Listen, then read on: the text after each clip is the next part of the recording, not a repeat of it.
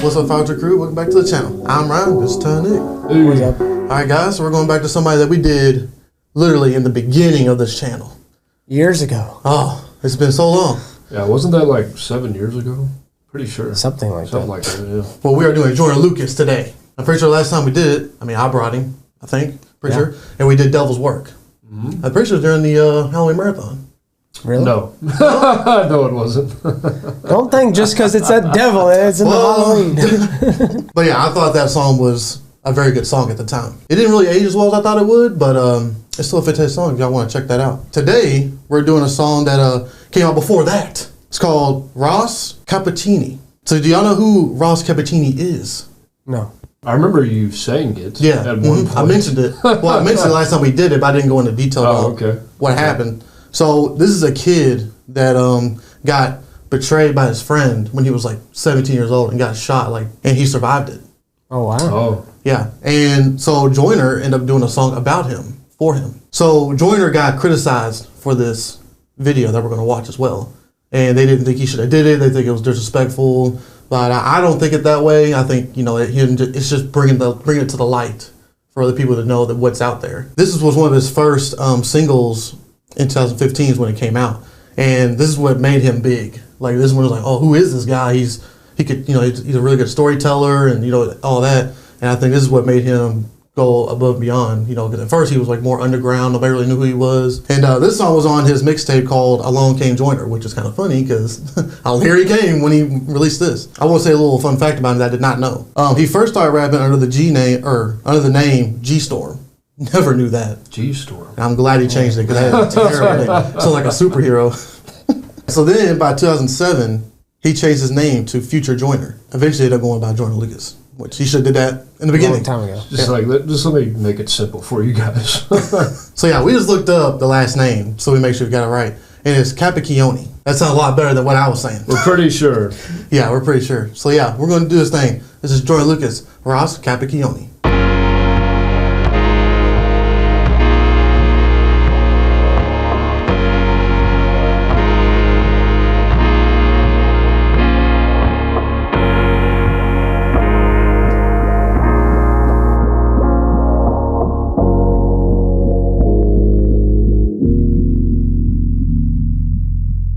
Up at 7, my days seem more than I prayed for. Got dressed to head out and ride to school on my skateboard. New kid in class, I sat alone taking notes while the hoodlums were making jokes at the clothes that my mama paid for. Seemed like everyone was a part of some gang invasion. Tattoos and initiation, parole and some on probation. Soaking up the vibe as I study for information, cause lately I've been deprived of a normal day. But today on my way to eat lunch, some kid approached me.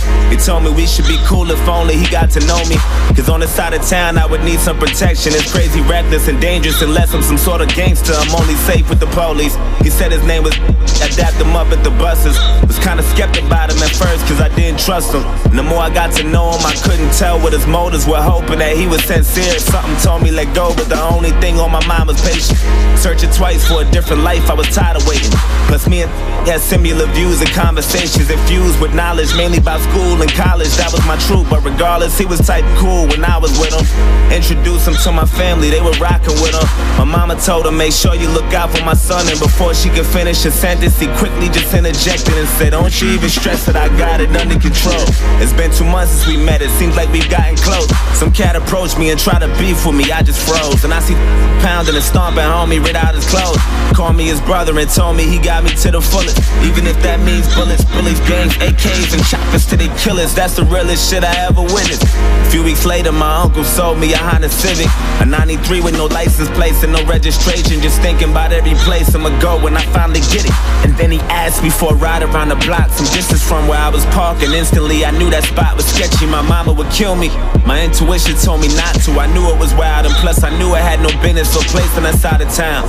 And I read about some chick who went lurking without a sound and got murked and a body found in the dirt with 1,000 rounds. It was worse than abandoned buildings, abandoned villages, and scammers and killers provoking gangsters. But maybe I'm overthinking, maybe I might be straight just as long as as I pumped the brakes and try not to think about it, just trust I'll be fucking safe. And then I told him, let's go. Hop in, he dabbed me up, started telling jokes the whole ride there. Had me cracking up as we were getting closer. I felt funny, my stomach turned. And then he told me, go left, make another turn, go right, and drive slow. As I looked, it was all abandoned and quiet, not a single person in sight, nobody standing. And right when I pulled the car to the side, he said, right here, sit still, turn the car off and chill. And I start to panic, he told me, relax. Then he pulled the keys out the ignition and hopped out and laughed. Then my light flashed in an instant, he inched to my driver door, and I tried to lock it, I couldn't. He ripped me right out my seat and then grabbed the side of his jeans and then put out the shotty, and all I heard was a screech, and he shot my arm into pieces. I'm thinking I must be dreaming, and another shot to my chest, and my stomach squeezing, my breath from my lungs collapsing. I'm down on my fucking knees asking him why. He looked at me, I looked him dead in the eyes, and he smashed my face with the barrel, knocked all my teeth to the sky. And I heard a sound of the shot, he cocked back. He pressed the hard against my head and blew my fucking top back. Boom. I'm still conscious, I'm breathing, I'm still moving, no clue as to why I'm not dead. All this blood that I'm losing, and I heard my car drive off. Then I looked up and seen the sun, and that was all that I saw. Then I heard my conscience tell me, get up, nigga, get up. You're losing blood, oh my. Don't fall asleep or you'll die. Stay awake and move as much as possible, there's no time. Find some help and try to yell, you ain't too well, oh God. Wake up, nigga, wake up. Wake up, nigga, wake up. So what do y'all think? I love the storytelling. Like, this is my type of rap. I do like the party stuff, the fun stuff. I like all sorts of hip hop, but the hip hop that really resonates with me the most is people telling stories, especially about somebody close to them or just their lives in general. I feel like this was done more back then, and there still are rappers that do it. They do a great job of this today. I just think it's a little less. I'm not sure if the underground is still like this. I'm guessing a lot of it probably is, but I'm just talking about like mainstream. You're just not getting storytelling like this. At the top of my head, Kendrick Lamar is great at it. Mm-hmm. I'm sure there's a few others. You're just hinging on every word. Him building the anticipation in this song is great because you're like literally following like, oh my God, what's going to happen next? I wanted to get to a stopping point, but like he just wasn't taking a breath. Joyner's great at that. He's great at just like being able to exert himself. But as far as the story goes, I have no idea what this guy's motive is. The only thing that I could think of was he seemed like he was his friend and everything until the car. Once he got that car, maybe the dude just thought he could steal it from him. I think it's amazing that he survived like shotguns. Yeah, bullets. Shotguns. That's insane. That is insane. I was thinking he just got hit by some pistols while you were telling us, but no. Shotgun bullets, man. How? Yeah. So he shot him in the arm and then his chest, and then his head. Man, yeah, he's lucky because he said blew my top off, and I was like, "You're alive." Mm-hmm. Yeah, I think it's great. I think when I first saw it, I was just like, "This is amazing." And like you said, nobody does this. Yeah, nobody does this in mainstream rap. No, they want to put out the stuff everybody wants to hear, the fun stuff, like you said. There's nobody storytelling like this. Maybe Kendrick, like you said, Kendrick's probably him. Maybe J. Cole, he's there too. Yes, I'll put him in there too. Yep. They're probably the only two really that's what they're known for. Like if you hear somebody say J. Cole or Kendrick, you know what they're talking about. Like it's like, oh, they're the guys that give you the story, they give you the real stuff. And these guys have like club bangers, if you will, of course. But this is their bread and butter, though. Exactly. But I'm just wondering, like, was he truly his friend and then he just snapped? Or was this premeditated? I have no idea. Like, with some people, there just is no rhyme or reason. Right. It's just that's the way the world is, unfortunately. It's just crazy that he trusted this person, got along really well. Looked like the dude even had his back when he got in a beef with other people. Mm. So there's no way he would have seen this coming. I also like how Joyner actually plays in the video too. Yeah, I like that plays too. The other guy. Yeah. I'm still conscious, I'm breathing, I'm still moving, no clue as to why I'm not dead. All this blood that I'm losing, and I heard my car drive off. Then I looked up and seen the sun, and that was all that I saw. Then I heard my conscience tell me, get up, nigga, get up. You're losing blood, oh my. Don't fall asleep or you'll die. Stay awake and move as much as possible, there's no time. Find some help and try to yell, you ain't too well, oh God. Wake up, nigga, wake up. Wake up, nigga. Wake up.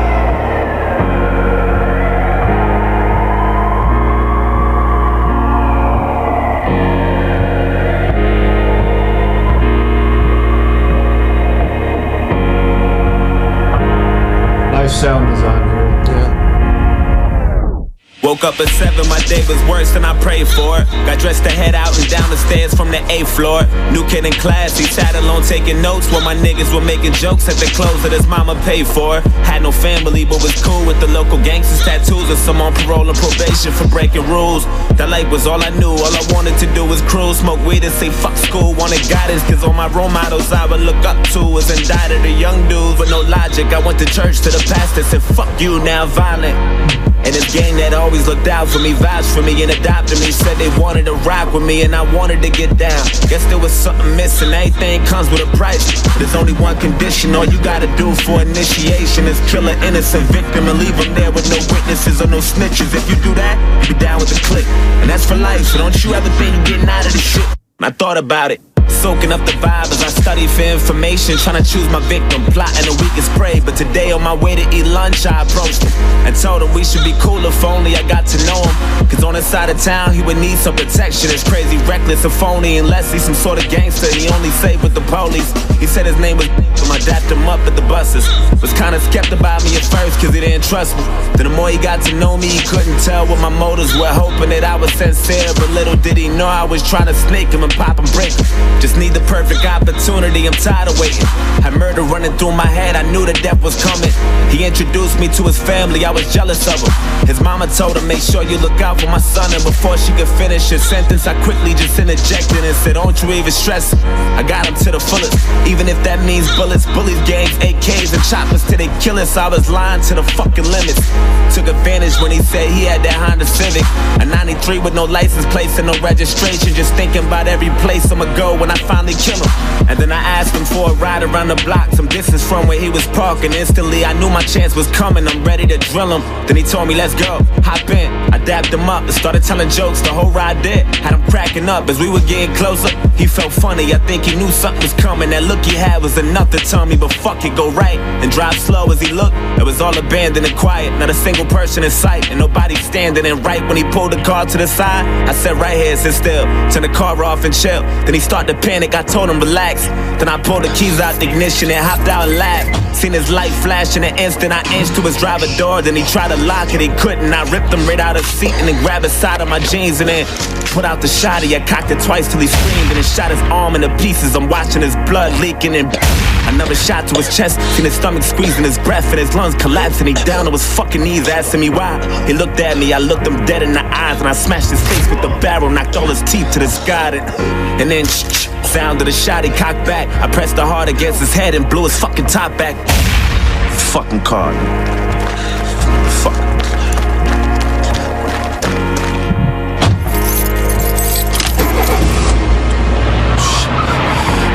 Fuck. Hey, get the fuck out my way, you faggot. Fuck. Oh, shit. Fuck, come on. Come on, pick up, come on. Yo, I did it. I killed him. Yo, I had that nigga screaming. I just fucking blood everywhere. Don't talk too much over the phone. Meet me at the spot. Alright, one. Well, there you have it. There's your answer right there. Yep. Gang affiliated. Yep. It reminds me of a classic underground hip-hop song called Dance with the Devil. Similar subject matter. I'm not going to spoil it because I want that to be kind of a surprise when we do that song on the channel. But this one's different in the sense that it gives you both points of view. And I think that was really clever with having the POV camera as well. And something that I forgot to mention is that they did not say the names. They blanked out the names in this song. I don't know if he did that out of respect or whatever. I'm not sure. I thought that was pretty interesting. It just goes to show you that for one person, it's the ultimate betrayal. How could this happen to me? How could somebody do that? And on the other side, it just shows you the psyche of people that get so caught up in this lifestyle that it's just kind of normal to them. So it's pretty disturbing in that view. I think it's a tremendous song. I'm glad that he brought this to light. Like you said, Ryan, I would have never known about this story. It's amazing that he survived. I'm glad that he's okay. No matter how many times this happened, it's still important to know that this is still going on in today's world. There's a million different reasons why it happens, but I wish there was something in this world that would unite us all. You know, I'll have to isolate this and listen to it to decide whether it's playlist. For the time being, I just think it's excellently written and performed by Joyner Lucas. That's probably one of the best rap songs I've heard, you know, like in this past decade, for sure. I also really like the video. You know, like I said before in other, rap songs that we've done, if you can make a good video, it makes the song better because it is, it gives the visual side of the story. And I do like how the verses were similar. You know, he basically said a lot of the same lines because the story was, just some different changes from their perspectives. I like the story. I think it's great. Now I'm going to go look up the actual story. Yeah. Because now I'm going to, I want to know.